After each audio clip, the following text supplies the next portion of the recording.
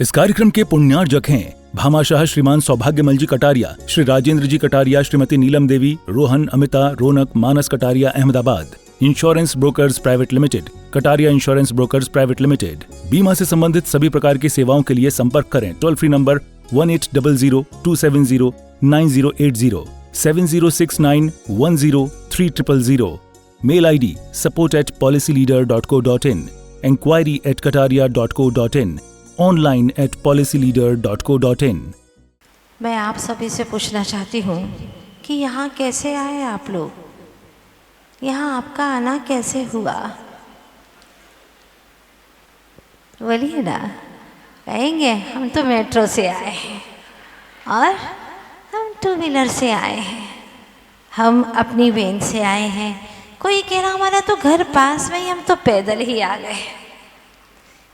ये कहना ठीक नहीं है। आप कैसे आए तो आपने जवाब दिया हम ऐसे ऐसे आए। ये कहना ठीक नहीं है।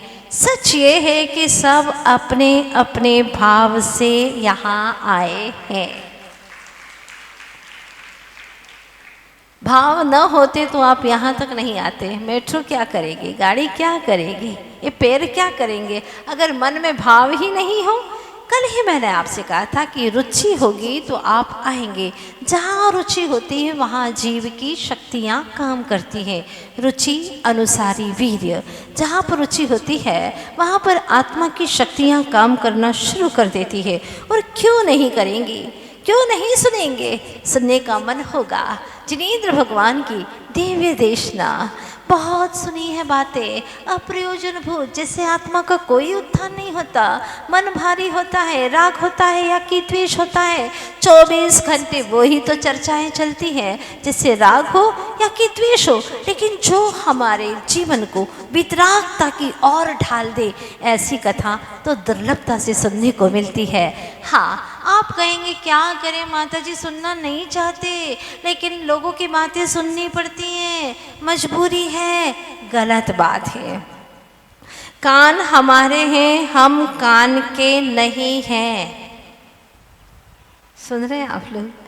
कान हमारे हैं, हम कान के नहीं हैं कि जो सुनाएंगे वो सुनना ही पड़ेगा। ऐसी मजबूरी नहीं है हमारी। हम नहीं सुनना चाहते तो नहीं ही सुनेंगे। इतना तो पावर आपके पास में है, इतनी शक्ति तो आपके पास में, इतनी सामर्थ्य तो है आपके पास में, क्योंकि कान हमारे हैं लेकिन हम कान के नहीं हैं। हाँ, मैं यानी आत्मा हूँ, ज्ञायक स्वरूप ध्रुव आत्मा हूँ। कान तो शरीर का अवयव है। मैं चाहूँ तो सुनो, न चाहूँ तो न सुनो, लेकिन इच्छाएं प्रबल हैं। इच्छाएं होती हैं, सुनो क्या कह रहा है, देखो तो सही, मेरी प्रशंसा है या कि मेरी निंदा, क्या करना चाहता है। हमें बहुत उत्सुकता है, अप्रयोजन भूत बातों में बड़ी ही उत्सुकता रहती है और उस उत्सुकता की ओर हमारा उपयोग बहुत जल्दी से जाता है। हम वो बातें सुनते हैं जिससे हमारा कोई फायदा नहीं है, दिमाग भारी होता है, आत्मा का कोई उत्थान नहीं होता है। पुनरपि जननम पुनरपि मरणम, यही होता जा रहा है। आज तक कुछ ऐसा कार्य नहीं किया जिससे यह जन्म और मरण का सिलसिला ही खत्म हो जाए। आज तक ऐसा काम नहीं किया। ये कार्य करने का अवसर आया है, आत्मानुशासन का समय आया है। आचार्य भगवत, हमारे ऋषि मुनि कहते हैं कि अगर आत्मानुशासन नहीं है तो वहाँ जिन शासन भी नहीं है। जहाँ आत्मानुशासन है वहीं जिन शासन है। ये अभूतपूर्व हमें श्रवण करने को अवसर मिल रहा है। जिन शासन, जिन आगम, जो जिनेंद्र भगवान ने कहा है। हाँ, आचार्य भगवान कहते हैं तो 24 कैरेट गोल्ड है। हाँ, शुद्ध सोना है, शुद्ध सोना। ऐसा तत्व हमें मिल गया प्रभु से। जिनेंद्र भगवंतों ने अनंत उपकार किया हमें, हमारे ऊपर। हमें जैन दर्शन मिल गया, जहाँ कोई मिलावट नहीं, शुद्ध तत्व, परमार्थ तत्व, परमात्म तत्व का दर्शन कराने वाला जिन दर्शन हमें मिल गया। शुद्ध चीज है तत्व की। और ऐसे सद्गुरु मिल गए जो ये हमें कहना चाहते हैं कि तू मुझसे भी पहले भगवान बन जा। ऐसे सदगुरु मिले कि मुझसे भी पहले तो भगवान हो जा।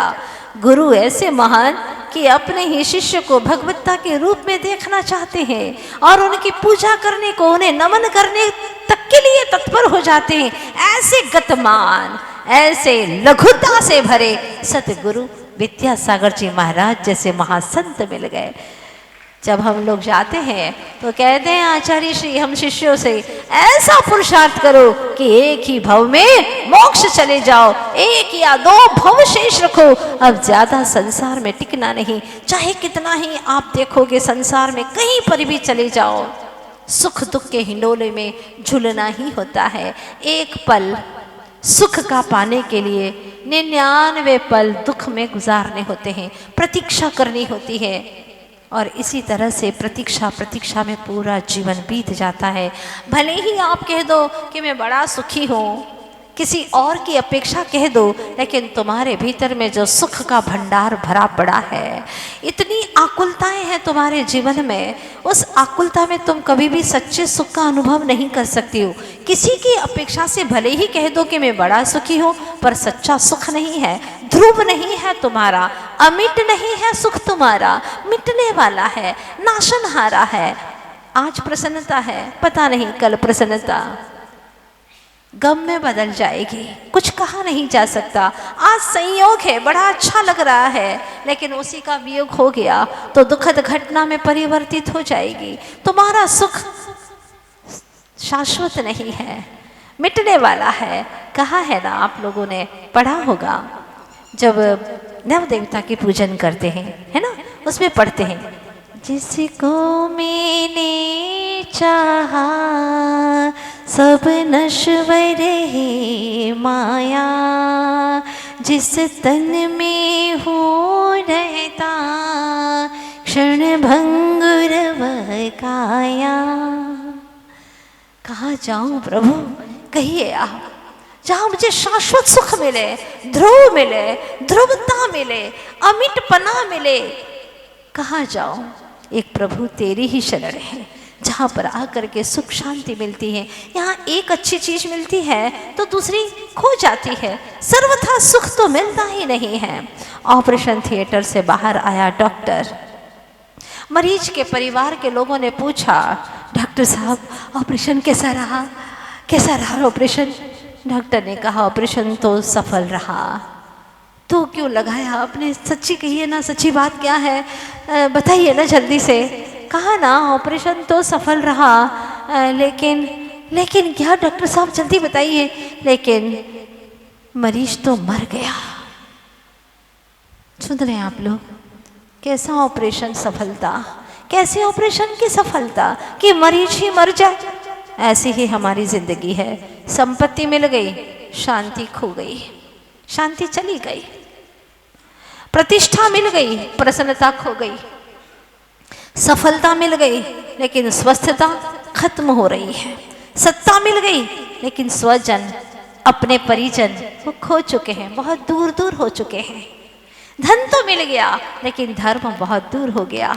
कीर्ति तो मिल गई, लेकिन जो कारुण्य भाव था वो नदारद हो गया है। कैसी जिंदगी है यहाँ, एक तुच्छ मिटने वाली वस्तु को प्राप्त करने के पीछे अमिट संपत्ति और निधि को हम खोते चले जा रहे हैं। आचार्य भगवान कहते हैं कि तुझे प्रसिद्धि तो मिल गई, लेकिन सिद्धि की निधि तो तेरी खो चुकी है। अनंत काल बीत गया चेतन, इसीलिए यहाँ पर सिद्धों को प्रणाम करते हुए कुंद कुंद स्वामी ने हमें जागृत किया है, अपनी सुषुप्त चेतना को जागृत किया है, समझाया है कि तुम्हारी जिंदगी में भी बहुत सारी परेशानियां आएगी, लेकिन तुम इन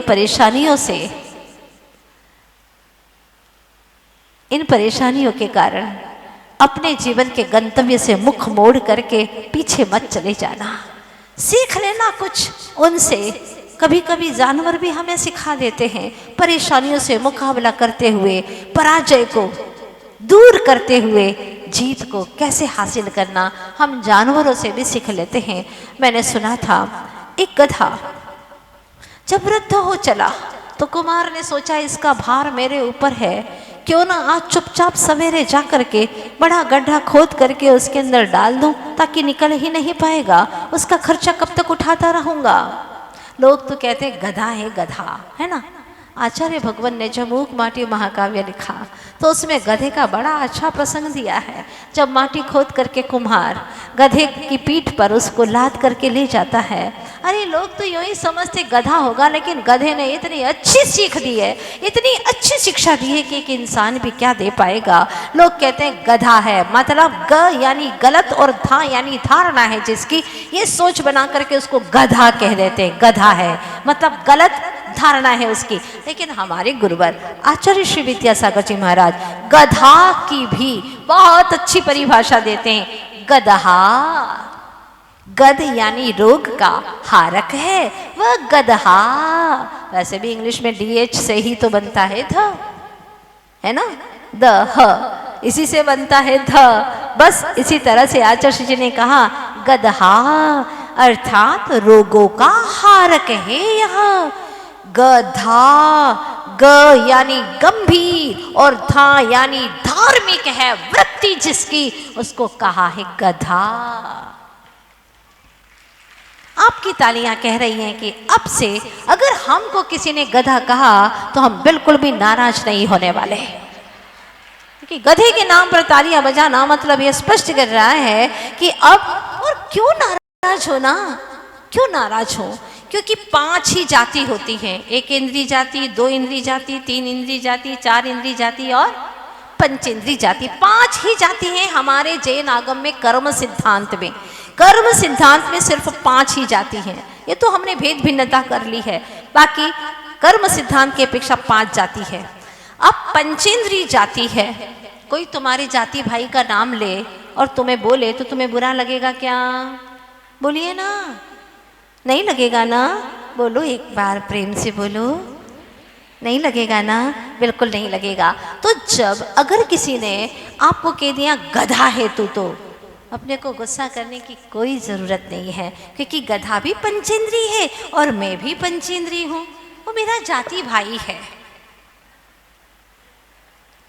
आप लोग तो बिल्कुल ऐसे देख रहे हो कि बात जैसे गले ही ना उतर रही हो, लेकिन उतारनी पड़ेगी। कर्म सिद्धांत यही कहता है, चाहे कोई तुम्हें श्वान कहे, श्वान, हाँ, चाहे गधा कहे, चाहे सांप कहे, चाहे तुम्हें बेल कहे, कुछ भी कहे, आज से बिल्कुल गुस्सा नहीं करेंगे, क्योंकि वो सब हमारी जाति के हैं, सब पंचेंद्रिय हैं और मैं भी पंचेंद्रिय हूँ। अगर हमारी जाति भाई का नाम ले लिया, हमारे साथ में जोड़ दिया, तो इसमें नाराज होने वाली कौन सी बात है? पक्की बात है ना? जब तक अनजान थे तब तक गुस्सा हो जाते थे, लेकिन आज से बिल्कुल गुस्सा नहीं करने का। बात चल रही है एक जानवर भी हमें शिक्षा दे सकता है। तो उस व्यक्ति ने, कुमार ने सोचा कि आज गड्ढा खोद करके और उसको डाल दूंगा ताकि इसका भार खत्म हो जाएगा। वो भी गधा था आखिर, है ना, मैंने पहले ही बता दिया था। गंभीर, धार्मिक, वो गधा था आखिर, जानवर था। जान यानी ज्ञान में, वर यानी उत्कृष्ट होता है, उसको कहते हैं जानवर। इंसानों, जानवर से सीखो जरा, कितनी वफादारी, कितना उनके पास में धैर्य होता है और परेशानियों से किस तरह से वे मुकाबला करके जीत हासिल कर लेते हैं। आखिर क्या हुआ? उस बूढ़े गधे के ऊपर, वह गड्ढे में उसने गड्ढा खोदा और उसमें डाल दिया। चारों तरफ मिट्टी थी, जो गड्ढे की मिट्टी थी वो चारों तरफ थी, लेकिन जैसे उसने गड्ढे में डाला, गधा जोर जोर से चिल्लाने लगा, जोर जोर से चिल्लाया। उसने सोचा कुम्हार ने इस तरह से चिल्लाएगा, सारे लोग आकर के इकट्ठे हो जाएंगे और कहेंगे काय को बेचारे को गड्ढे में डाल रहा है, पता चल जाएगा। तो उसने क्या सोचा कि मिट्टी डाल दो इसके ऊपर तो चुप हो जाएगा, और उसने मिट्टी डालना शुरू किया। गधा भी समझदार था, उसने जब तक वो मिट्टी डालता रहा, पूरी ढक न जाए, लगभग आधा गड्ढा भर गया, तब तक वह चुपचाप रहा। अब सोचा कुम्हार ने कि अब तो ये मर गया है, अब ये चुप हो गया है।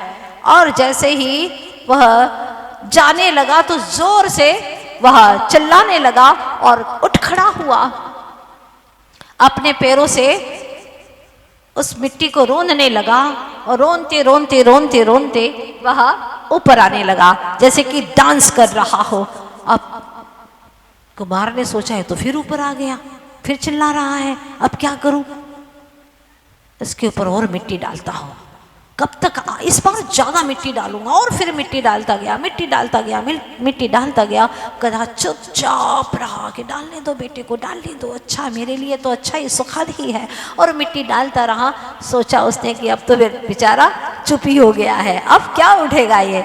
और जैसे ही वह जाने लगा और फिर से खड़ा हुआ और डांस करने लगा, बड़ा अच्छे से मज़े से चिल्लाने लगा।